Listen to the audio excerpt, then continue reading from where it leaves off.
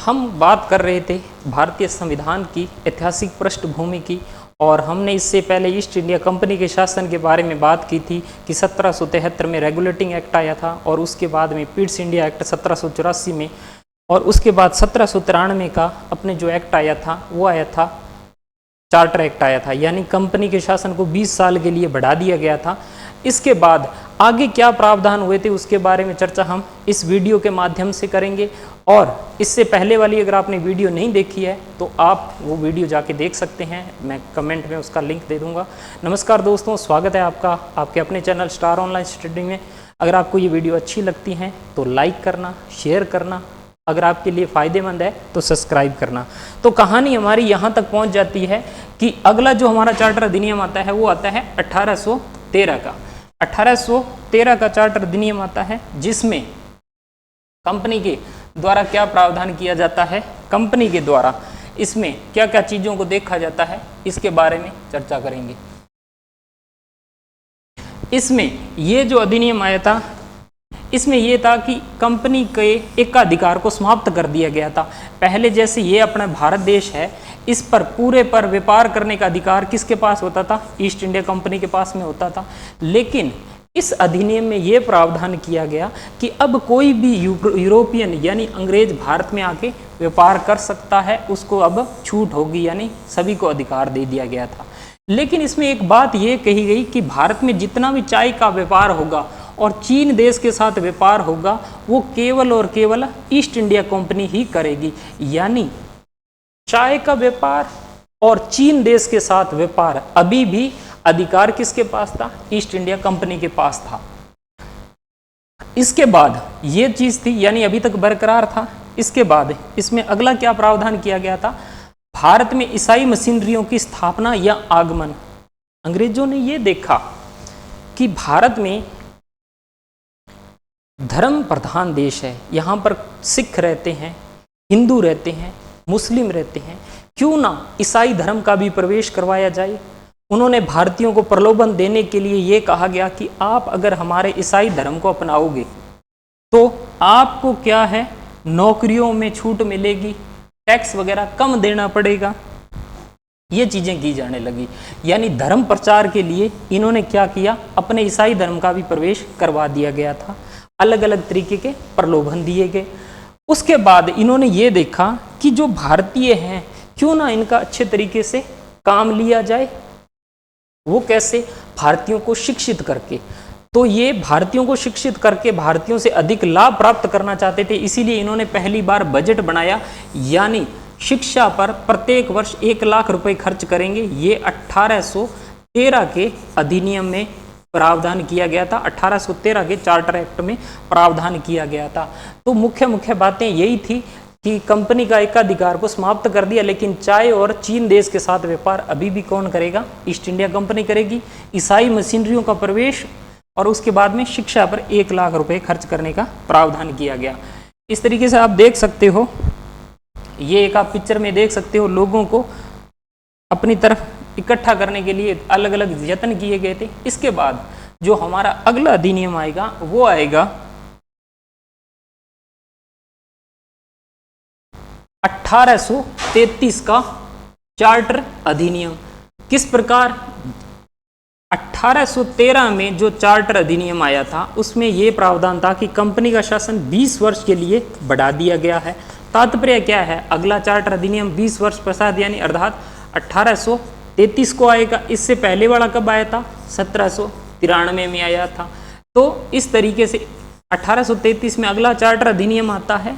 ये अधिनियम काफ़ी कुछ भारत में बदलाव करके जाता है। भारत में लंबे समय से आ रही सामाजिक कुरीतियों को दूर करने वाला था। चलिए हम इसमें देखते हैं क्या प्रावधान थे इसके बारे में। पहले तो इसमें जो सबसे बड़ी बदलाव हुए थे वो हुआ था, देश की शासन प्रणाली का केंद्रीकरण हो गया।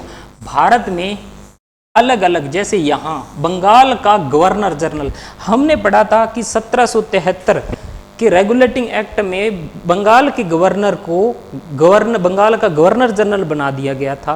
बंगाल का गवर्नर जनरल बना दिया गया था। और उसके बाद ये बंगाल की सारी शक्तियां किसके दे दी थी, बंगाल के गवर्नर जनरल को दे दी थी। और उसमें हमने ये पढ़ा था कि बम्बई जो ये प्रांत है और मद्रास जो प्रांत है ये किसके अधीन कर दिए गए थे, ये भी बंगाल के अधीन कर दिए गए थे। लेकिन 1833 का चार्टर अधिनियम था उसमें ये प्रावधान किए गए कि जो ये बंगाल का गवर्नर जनरल था ना, अब इसका पद नाम बदला जाएगा और ये हो जाएगा भारत का गवर्नर जनरल, यानी इंडियन गवर्नर जनरल। तो एक तरीके से पूरे का पूरा केंद्रीकरण होने की शुरुआत हो गई थी। केंद्रीकरण का मतलब होता है सत्ता किसी एक बिंदु पर आकर इकट्ठी हो जाना।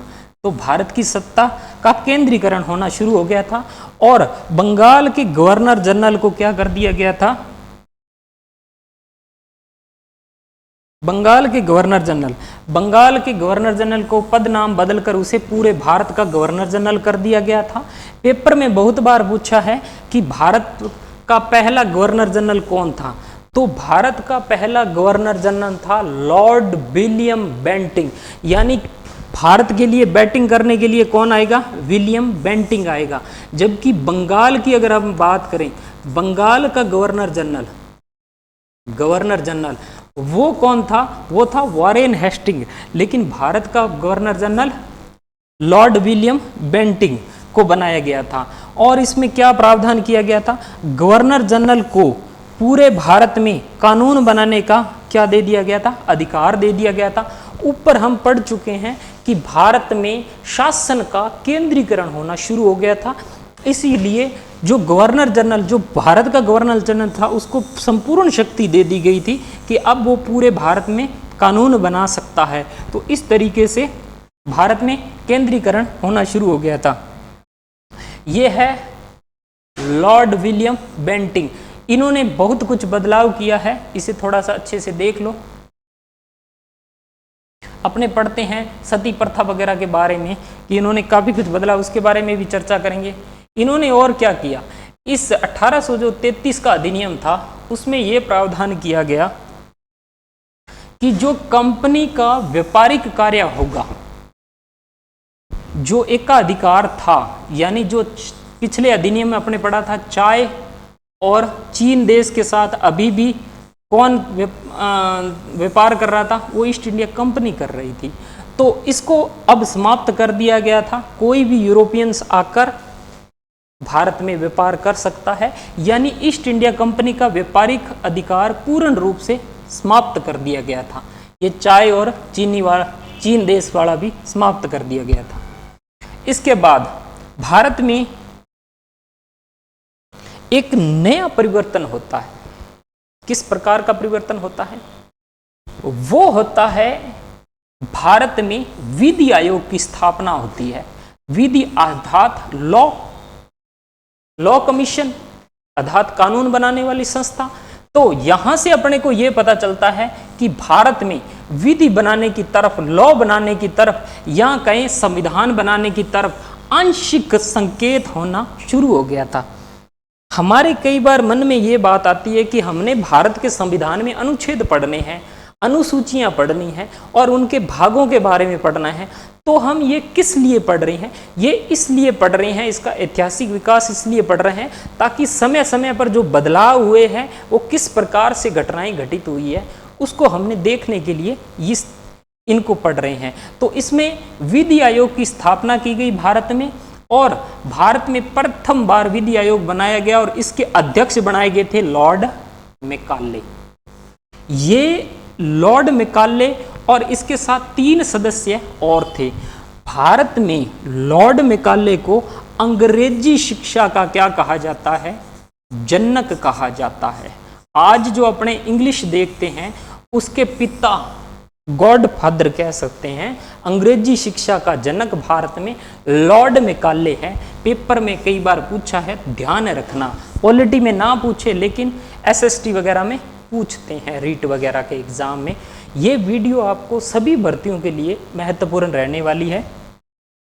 इसके बाद भारत में आंशिक संविधान निर्माण का संकेत दिखाई देता है इस चार्टर अधिनियम में। और सबसे बड़ी जो बात होती है वो होती है कि भारत में लंबे समय से जो सामाजिक कुरीतियां फैली हुई थी, उनको लॉर्ड विलियम बेंटिंक राजा राम मोहन राय के प्रयासों से क्या कर देते हैं, समाप्त कर देते हैं, समाप्त कर देते हैं। ठीक है जी। सती प्रथा थी, दास प्रथा, सती प्रथा जैसे कृत्य थे, जैसे महिलाओं पर एक तरीके से जबरदस्ती उन्हें जिंदा जला दिया जाता था। जब उसका पति मर जाता था तो उसके पीछे अग्नि पर बिठा के उसको जला दिया जाता था। तो ऐसी कृतियों से निजात दिलाया था लॉर्ड विलियम बेंटिंक ने। और इसमें क्या प्रावधान किया गया था, इसमें जो हमने 1813 के अधिनियम में ये देखा था कि शिक्षा पर खर्च करने के लिए 1 लाख रुपए का प्रावधान किया गया था, उसको अब ये बढ़ा देते हैं और बढ़ाकर ये कर देते हैं 10 लाख रुपए प्रति वर्ष खर्च किए जाएंगे। ये लॉर्ड मैकाले की ही चाल थी। उन्होंने कहा था, मैकाले ने कहा था कि मैं इन भारतीयों को इस प्रकार परिवर्तन कर दूंगा कि ये देखने में तो भारतीय होंगे लेकिन अंदर से अंग्रेज होंगे। हमारे भी देख लो, अगर हमें अंग्रेजी नहीं आती है तो हमें गवार समझा जाता है, भले ही हमें अन्य भाषाओं का कितना ही ज्ञान हो। हमारे सामने अगर कोई अंग्रेजी में बात करता है तो हम उसको काफ़ी बड़ा विद्वान या नॉलेज वाला पर्सन यानी व्यक्तित्व वाला धनी मानते हैं, लेकिन वास्तव में ऐसा नहीं होता। सभी भाषाएं सम्मान होती है। तो ये सारा का उसके सब के पीछे कौन जिम्मेदार था, ये था लॉर्ड मैकाले। भारत में अंग्रेजी शिक्षा का जनक, शिक्षा में ये प्रावधान किए गए थे। तो इसमें क्या था, सती प्रथा पर रोक लगा दी गई थी, 10 लाख शिक्षा पर वार्षिक खर्चने का प्रयास किया गया था। भारत में पहली बार विधि आयोग की स्थापना, कंपनी का व्यापारिक एकाधिकार पूर्ण रूप से समाप्त कर दिया गया था। बंगाल गवर्नर जनरल को पूरे भारत का गवर्नर जनरल बना दिया गया था और भारत का पहला governor general lord William Bentinck. देखो, बंगाल को वार्निंग दे रहा था वॉरेन हेस्टिंग और भारत के लिए बैटिंग करने के लिए गवर्नर कौन आएगा, Lord William Bentinck. East India company ने इसी में भी वही प्रावधान किया था। शासन को 20 साल के लिए और बढ़ा दिया गया था और यानी 1833 के 20 और जोड़ दो तो अगला कौन सा साल बनेगा, 1853 बनता है। ये 1853 इसका समय बनता है। और इस अधिनियम, चार्टर अधिनियम में क्या प्रावधान किए गए थे, इसको भी अपने देखते हैं और क्रम अनुसार एक एक के बारे में चर्चा करते हैं। इस अधिनियम ये कौन सा था, 1853 का चार्टर अधिनियम कहा जाता है।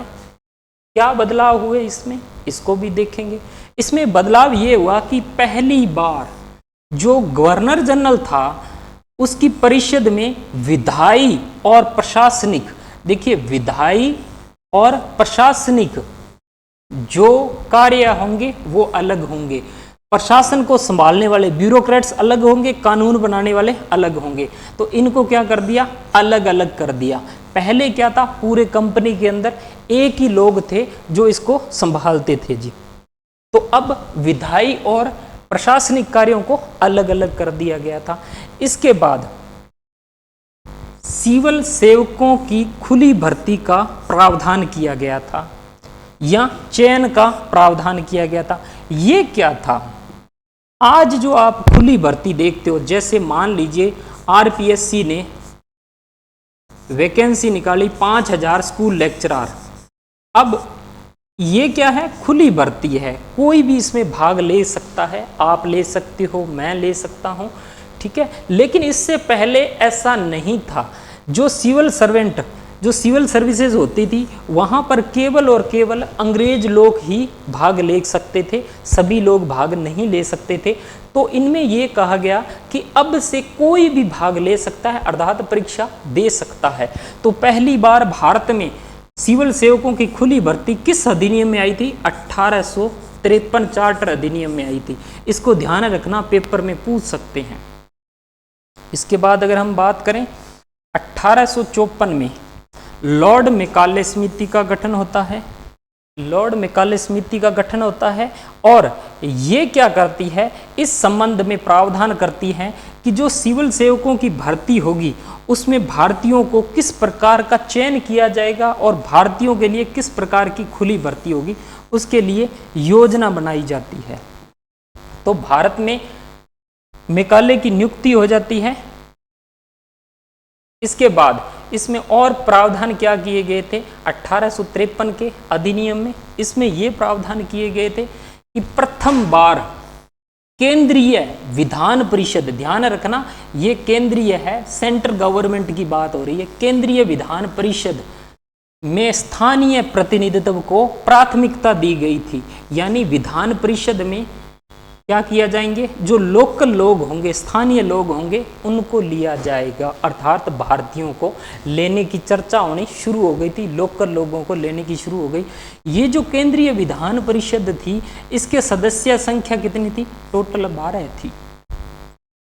ये जो चार्टर अधिनियम था, ये ईस्ट इंडिया कंपनी का अंतिम चार्टर अधिनियम था। आपको पता है 1857 में क्रांति हो गई थी, स्वतंत्रता संग्राम कहा जाता है, ये हो गया था। तो ईस्ट इंडिया कंपनी की शुरुआत जहां 1773 से होती है और 1858 में आते ही समाप्त हो जाता है, उसके बाद जो शासन शुरू होता है वो होता है ब्रिटिश ताज का शासन या ब्रिटिश क्राउन का शासन। तो ईस्ट इंडिया कंपनी का आने वाला आपसे अगर अंतिम अधिनियम पूछे तो कौन सा है? 1853 का चार्टर अधिनियम। इसमें प्रावधान थे कि गवर्नर जनरल की परिषद में विधायी और प्रशासनिक कार्यों को अलग अलग कर दिया गया था। खुली सिविल सेवकों की भर्ती मैकाले की नियुक्ति की गई थी, सिविल सेवकों के लिए भारतीयों के लिए खोल दी गई थी।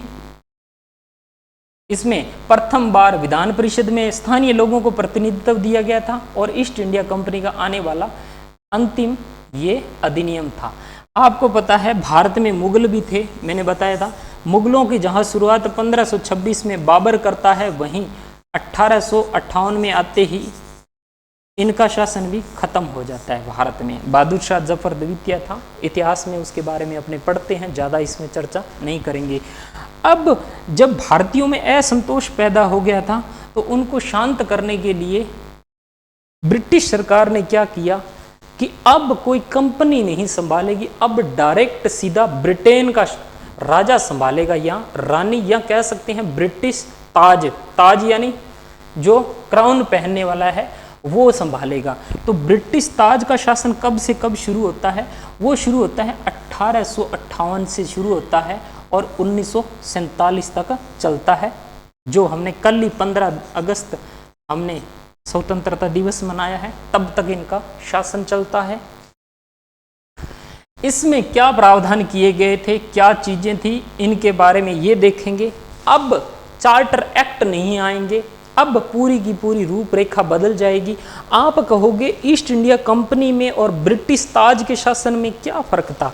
फर्क ये था, जैसे मान लीजिए आज भारत की कोई कंपनी है, वो किसी देश पर शासन कर रही है, तो कंपनी की जवाबदेही नहीं होती है इतनी, जबकि अगर भारत किसी के ऊपर उपनिवेशिक राष्ट्र बनाता है तो भारत की पूरी जवाबदेही होगी। इस प्रकार क्या है, ईस्ट इंडिया कंपनी की कोई जवाबदेही नहीं थी, और जब ब्रिटेन का सीधा शासन आएगा तो भारतीयों के लिए कुछ जवाबदेही होगी, क्योंकि अंग्रेजों ने 1857 की क्रांति देख ली थी। इसीलिए क्या किया, भारतीयों को खुश करने के लिए ये कहा कि ये अंग्रेज बुरे हैं, तो हम ऐसे करते हैं, इन्हें हटा देते हैं कंपनी वालों को और नया शासन स्थापित कर देंगे जी।